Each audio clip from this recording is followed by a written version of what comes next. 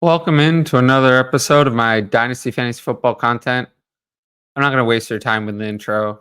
I'll just put up the mock draft and we can take a look at that. Hopefully it decides to work.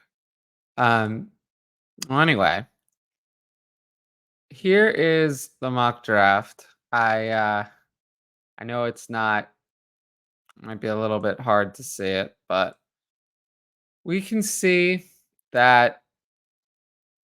Oh, I always find these videos really hard to do. But I did a rookie superflex tight end premium mock draft. And yeah, I just have a few thoughts I wanted to share. And then we can move into a couple Patreon questions and we'll get out of here. So, first round, I thought was mostly chalky with a few interesting takeaways. First two picks were pretty easy. Caleb Williams is 101 for most people. Marvin Harrison Jr. is a clear 102. After that, I think things get kind of interesting. As the process goes along, I don't think we're going to see very much Drake May at 103. While I like Drake May, I don't think he has the same upside as some of the other prospects. Jaden Daniels really goes third overall in the NFL draft. I think his upside might push him up to 103. Malik Neighbors is also a candidate. Now, he went at 106 in this draft versus Marvin Harrison Jr. at 102. While I think that Marvin Harrison Jr. is a far better player, Malik Neighbors would have been the wide receiver one in most of the last 10 rookie classes, with only Jamar Chase maybe being better. So 106 for Malik Neighbors is a massive value. His landing spot does matter, kind of whether he's going to be 103, 104. Chargers will be great. Giants, maybe not so much. And then Brock Bowers. He will be 106 for me in most tight end premium mocks, with Rome Odunze rounding out the top 7. And there's a clear top 7 right now until we get into the rest of the players. Now, at 8, Brian Thomas Jr. Now, I think that at the very beginning of the process, I saw him in the second round. That's not going to happen. It's really a debate whether he's the wide receiver 4 or wide receiver 5 for most people at this stage. But no problem with that pick. Troy Franklin and Xavier Worthy, I don't know. They don't have the same confidence in them. I think there's a lot of wide receivers who could be in that range. So we'll see. But the most interesting pick is JJ McCarthy.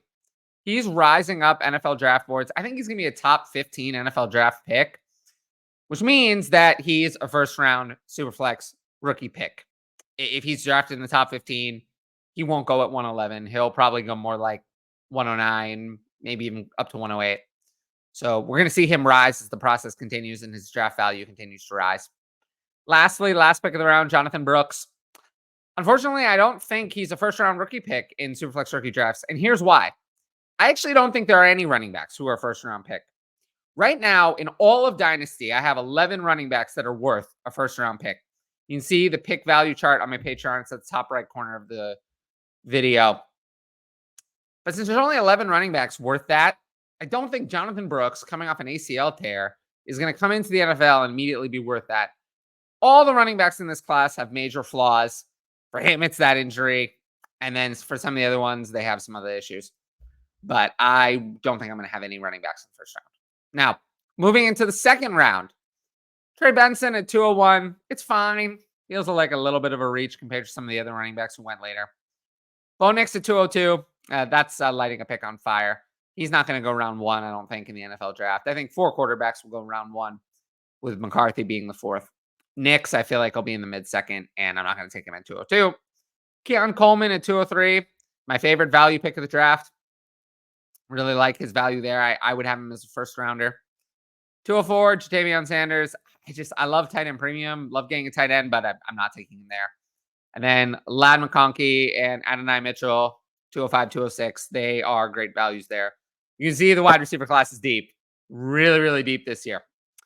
Now, moving on, Michael Penix, a little bit like Bo Nix. Although, I will say, if Penix goes in the second round, I'm open to taking him at 207. The problem is Nix at 202 was just too high. But 207 is not a bad price for a round 2 quarterback. Landing spot and draft capital is really going to debate things for Penix. And then we get a trio of running backs, Blake Corum, Braylon Allen, Bucky Irving. I honestly kind of like Blake Corum and Braylon Allen at 208 and 209. While I'm not always into running backs, I mean, these are good players. Good running backs are worth a mid second. I don't think they're going to be that low. So I much would rather take Blake Corum or Braylon Allen at 208 and 209 than Jonathan Brooks and Trey Benson at 112 and 201. That much is for sure. Now, Bucky Irving, I do like him, but I don't know. I don't know about 210. We'll see. There were a lot of good wide receivers still on the board. Walker and Polk, there's been mixed reviews about them both. I think we're going to have to see as the process goes on. Moving into the third round, I don't understand how Xavier Legette fell to 301. I know there were some mixed reviews of him at the Senior Bowl, but yeah, he shouldn't have fallen to 301. I don't get that one. I do kind of like the value of Audric Estime at 302, Notre Dame running back. Kind of excites me. And then Roman Wilson at 305. That's not going to be it's not realistic in real drafts in May. He's going to be way higher than that. I think he's fighting for late round 2 draft capital. He's not going to go in the third round rookie draft. So really like that pick from Mike there. And then my main other comment from this round is that wide receiver talent is deep. I mean, Rice and Pearsall, those are players who look good and are in the mid to late third. It's a really big value. Spencer Rattler at 311. I mean, if he goes on day 2 somehow, that's a good price. If he goes day 3, I'm probably not picking him at all. Last round. This is the I need to do more research and get more info round. Without the NFL Combine, I probably could have cut this off at 3 rounds realistically. Most of these players are players where I haven't done my full process on them. Of course, I've heard of Jalen McMillan and Jermaine Burton. I kind of like those picks right at the top. Michael Pratt might be mid-round quarterback of interest. One thing I don't like is these later tight ends. I don't think this is the year for that. I don't think this is the year where you're going to have a lot of tight ends in the 3rd and 4th round that interest me. It's not like last year. I think I'm interested in Brock Bowers in the 1st, Jatavion Sanders in the late 2nd, and that's probably it. I don't think I want these other tight ends. It's just not interesting me. So, and then the last thing is that Joe Milton is a waste of time. I don't expect him to do anything at quarterback. I don't expect him to play quarterback in the NFL. So, yeah, I'm not spending a 4th round rookie pick on him. Yeah, that's kind of my summary of this mock draft. Again, we're going to do more of these rookie mock drafts, and we can compare this one to later ones kind of as things progress. But with that said, let's take that down for a second, and we'll move into some Patreon questions. Now, of course, you can sign up for Patreon at patreon.com/fantasyadvice. And there you get my full rookie ranks, which, would help with this. My Dynasty rookie pick scale, which shows where I value rookie picks compared to veterans. And then, of course, my Dynasty ranks, positional and overall ranks for 1 QB and Superflex. So, of course, patrons get to ask questions for the YouTube. I only have 2 questions this week. They're actually both rookie related. Kind of related actually to what we were doing. First one, I'm looking to trade back from 101 to 102 to select Marvin Harrison Jr. So what I would assume was going on here is someone who has the 101 in a Superflex league probably doesn't need a quarterback. Now, that wouldn't stop me from taking Caleb Williams. If I had the 101, couldn't trade it, I would take Caleb Williams at 101, whether I needed a quarterback or not. However, the question's asking, what is it worth? What difference should I expect, et cetera, et cetera. So Marvin Harrison Jr., I feel like is going to be a top 5 dynasty wide receiver when he comes into the league. I mean, Justin Jefferson, Jamar Chase, CeeDee Lamb, Amon-Ra St. Brown, Marvin Harrison Jr. So that'll put him close to a 1st-round starter pick. Caleb Williams probably be a teensy bit higher, but they're going to be like 3 overall spots apart. So maybe a mid-second, you're not going to get much. So I don't know. Maybe you can squeeze an early second. Then I would definitely make the trade. So I think these are both coming in as cornerstone assets. And I do think those are the 2 cornerstone assets in this class. Malik Neighbors and potentially Jaden Daniels, depending on the draft capital and exactly his combine, could also fall into that category. But between these 2, yeah, mid-second at best. Last question. Will you be doing any more rookie rankings, like continue the rookie list? Just spit. So I have a new process for doing rookies. I started, I believe, by releasing maybe 15, then I went to 20 something. Now I'm sitting at 30 rookies that I've ranked. And it's early in the process. I'll just say that if I rank 60 guys now, I'm probably ranking 20 guys who are not even going to be drafted, totally irrelevant players.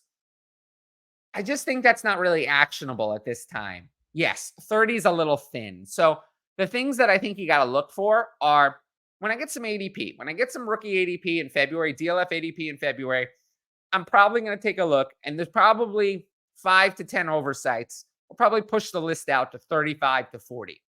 Then, but right before the combine, I probably want to be at about 40. Then at the combine, I'm sure there'll be another 5 to 10 players that are added. And probably going into the NFL draft, my goal is to go into the NFL draft having ranked about 50 or so players. And then if there are players who get surprise draft capital, we can add them. But I just think last time there were too many players ranked. It was too confusing. And we want to focus on the players that are most likely to actually make an impact and not waste time on players who are probably not going to be drafted at all. So just keep a look for that. I'm only going to be adding players. And that's kind of what we're doing. We're adding players when I'm confident that they're going to be relevant. Right now, I have 30 guys that I am confident are going to be relevant. As time passes, that number will be larger. So take a look at that. But yes, after the NFL draft, I will rank every rookie that I think is worth a rookie pick, however many that is. If that's 60, if that's 65, if it's usually between 65 and 70 that I end up ranking after the rookie draft. Just to give you an idea of how many rookies I usually think are dynasty roster spot worthy in a given class is almost always between 65 and 70. So just keep an eye on that. Now, if you like the video, make sure to like, comment, and subscribe to the channel. I love this new banner that Dynasty Pandemic Clay did for me. Hopefully, everything has been wonderful. We're going to try to stick to this Monday, Wednesday, Friday release schedule. I've been going through a lot of stuff, so it's been a little bit up in the air, but hopefully we get back on that schedule moving forward. And just keep an eye on the channel for all of that. I want to thank everyone for watching and just everyone in the audience in general. You've all been very supportive on my last video and just all the videos and gave me a lot of good happy birthday wishes. 29 years old, officially Dynasty Cell. So I just thank everyone for all the fun that we've had with that. Until next time, I will see you all later. Peace out.